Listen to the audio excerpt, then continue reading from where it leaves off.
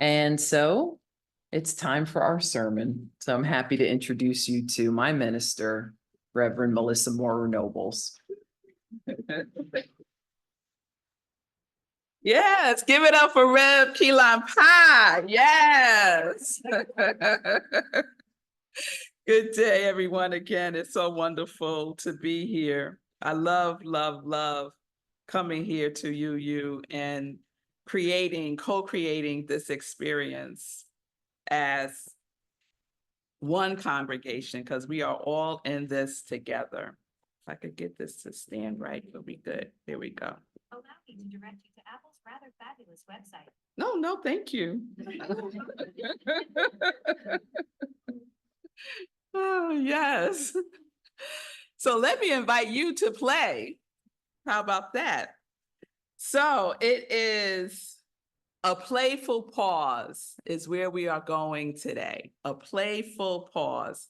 So I want to remind everyone of the definition that I'm using for play.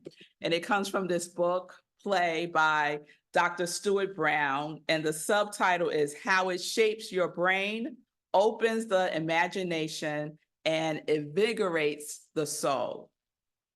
So his definition of play is an absorbing, apparently purposeless activity that provides enjoyment and a suspension of self-consciousness and sense of time. It is also self-motivating and makes you want to do it again. And the origins of the word play is leap for joy. And so in the meditation that Chris guided us through, the movie was called Effortless Joy. Effortless joy. So it doesn't take much effort to play, right? Doesn't take much effort, but it does take some intention. So let me ask, by a show of hands, when you were a child, were you told to study hard?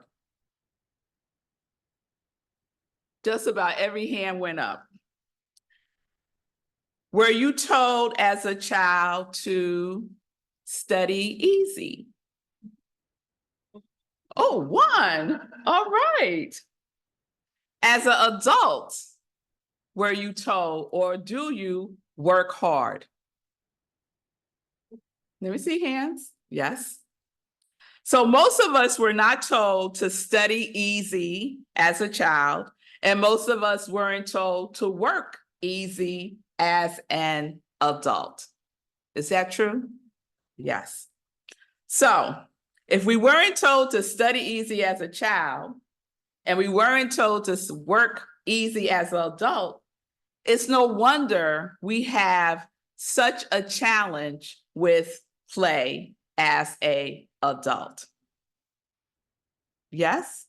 Okay, I just want to make sure you're with me. So we are familiar with a sleep deficit, yeah? I think we are also suffering from a play deficit. So just like sleep is essential, so is play. And research, the author of this book, Dr. Stuart Brown, he's the founder of the National Institute of Play. Can you imagine that job? The National Institute of Play. And some of the research that they have discovered with play is that play is essential. It is essential. It helps the brain work better. Play has a biological place just like sleep and dreams do. Play is nature's remedy for stress. Play increases happiness, productivity, inspiration, and creativity. Play improves your mental, physical, and spiritual health. Play can extend your life expectancy.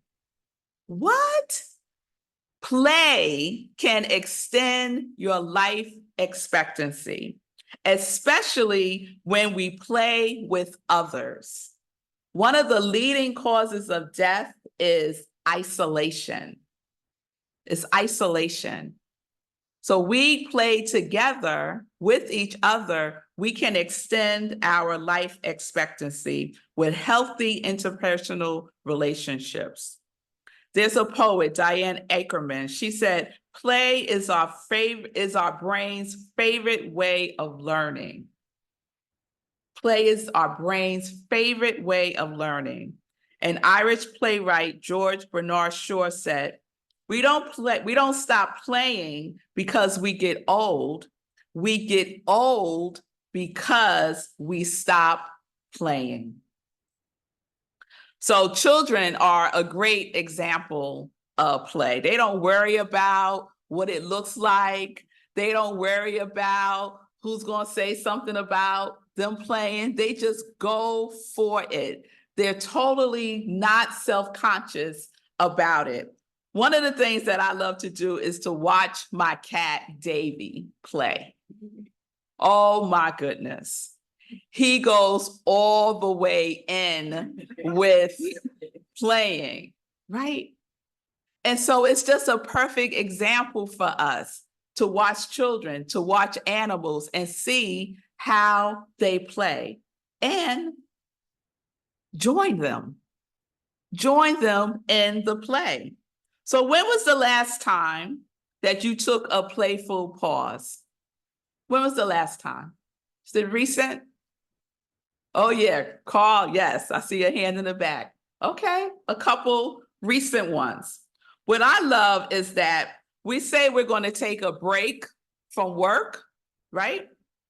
And what we really do is we take a break from work to do other work, right? That's not play. And that's not a playful pause. So play is a spiritual practice. It is an act of freedom. It is an act of releasing. It is an act of joy. It is an opportunity for us to pause and literally leap for joy. If you jump up, you're going to feel good. Y'all don't believe me, do you? Just try it. I'm not going to make you do it, Joan. Joan knows me. Joan knows me. I'm going to spare y'all today. So play and prayer have one letter difference, right? P-R-A-Y, P-L-A-Y. So in my mind, they're closely related. They're interchangeable. And prayer and play are both healing to the mind, the body, and the soul. So like prayer, play creates space, breathing space for something to come through. And usually what wants to come through is more good, more creativity, more light. So when we create and give ourselves the permission to take a playful pause, you will be surprised by what comes through. Oftentimes I'm working on something, I might be thinking about a sermon, and I'm all in my head about it, and I'll say, let me go for my walk.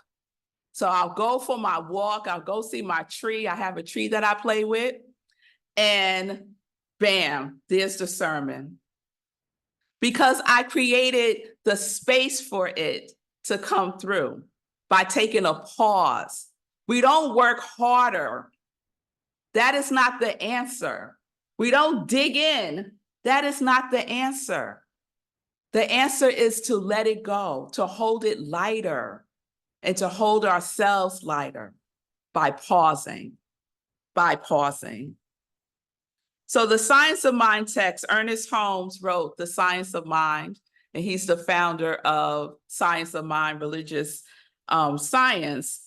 And one of the things that he says about play is creation is the play of life upon itself. The Hindus speak of creation as God's play and the universe as its playground. So the universe is not viewed as the work of God, but as the play of God. So we get to play with the universe.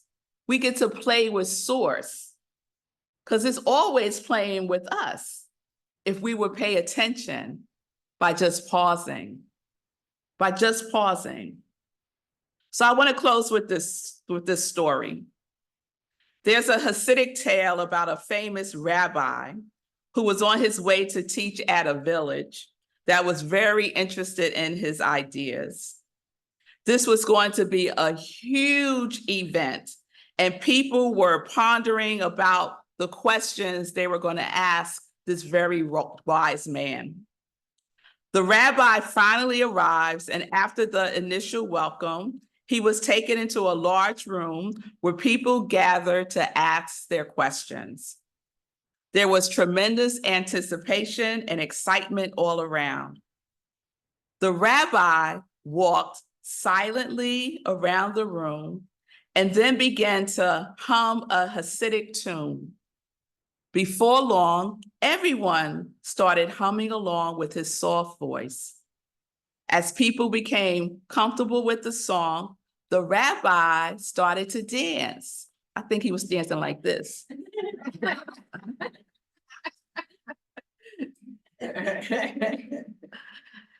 So he started to dance, and soon everyone in the whole community was joyfully dancing together with the rabbi. Each person's soul was healed by the dance, and everyone experienced a personal transformation. Later in the night, the rabbi gradually slowed the dance and eventually brought it to a stop. He looked into everyone's eyes and said gently, "I trust that I have answered all of your questions." So that's what we get to do. We get to dance. We get to sing. We get to play. We get to play. So sometime this month, I invite you to take a playful pause, preferably with someone else. Have a play date. And so at Rockland CSL, we had a play date last Sunday at Cheryl's home, and we had a good time. Thank you so very much. The next time you feel stuck, what are you going to do? Let me hear it. Play.